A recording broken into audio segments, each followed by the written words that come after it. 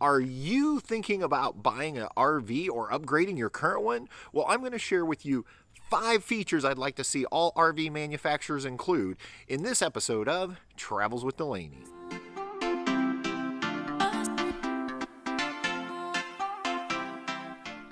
Welcome back, everyone. My name's Patrick, and welcome to Travels with Delaney. So in this episode, I wanted to share with you 5 features that I would really like to see all RV manufacturers including during the construction process. Now, these aren't going to be things that you could easily upgrade on your RV. I'll do a whole separate video on those. These are items that would be nearly impossible to upgrade or so expensive to upgrade that they just wouldn't be cost prohibitive after the trailer has been constructed. So I want to just share with you 5 things I would be looking for if I was going out and looking for an RV. And we're going to start on the outside of the trailer, and it begins right down there.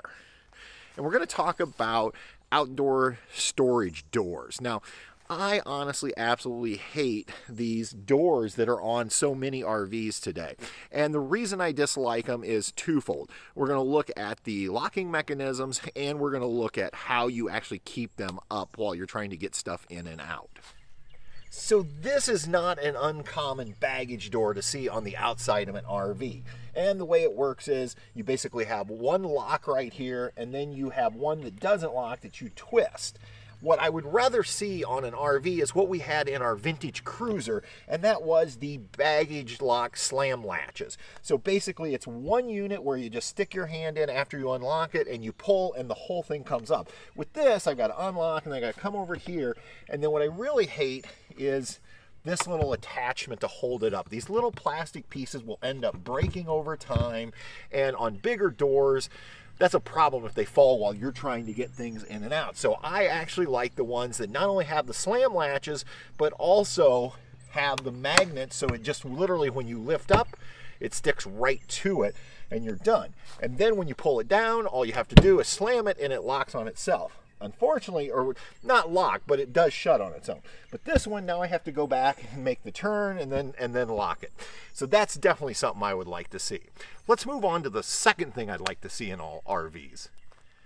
Number 2 thing I'd love to see on all RVs is what's included here on my New Camp Tab 400. And that is an area dedicated for all of your water valves. So when I lift up here, you can actually see that I immediately can get to my water heater bypass so easily. Now, we've owned RVs in the past where you had to take things apart. You actually had to unscrew pieces of wood to get to your water heater bypass. Made it very difficult. Then you had to run around outside looking for low point drains.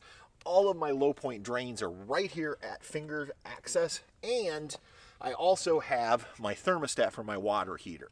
So maybe cost a little bit more money to run just a little bit more water line, but to me it would be well worth it to include all of this in one area. We're starting to see more of this with the Nautilus water systems being installed on trailers, but it sure would be nice to go out and know that all RVs are going to make it easy for you to access all of your water valves in one location. Finally, on the outside, the third thing I'd love to see all RV manufacturers use in the construction process is in regards to the door.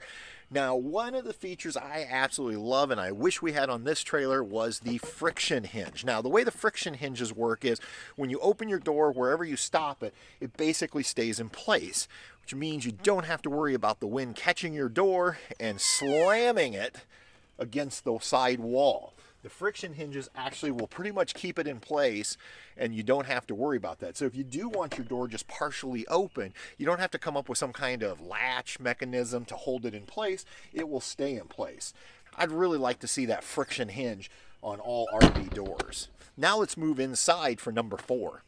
Before we go on, if you're enjoying this video and getting any value out of it, would you go ahead and give us the old thumbs up on the video when you get done? We sure appreciate it. It helps us out with the YouTube algorithm. All right, let's head back to item number 4. Now, item number 4 might be getting a little nitpicky, but quite frankly, I think it's an easy one that could easily be remedied.